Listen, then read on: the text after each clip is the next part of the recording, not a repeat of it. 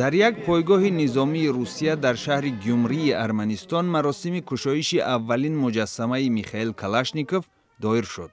کلاشنیکوف که اختراع کننده مسلسل معروف AK-47 می باشد، ماه دکبر سال 2013 وفات کرده است.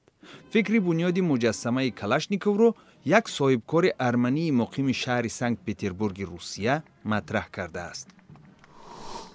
در الماتای قزاقستان تخمیناً 30 پیرو حزب کمونیست برای جشنگیری 97مین سالگرد انقلاب بلشویکی جمع شدند.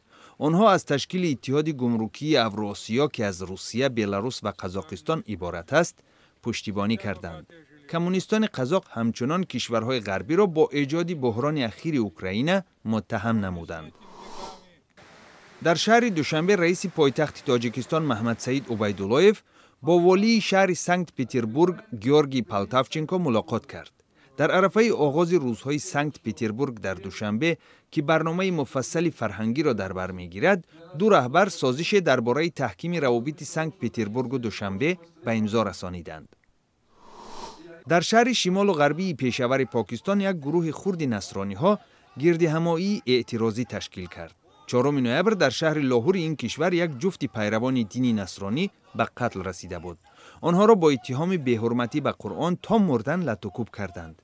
عادتاً در پاکستان این گونه عیبنامه باعث خشونت دست جمعی می گردد.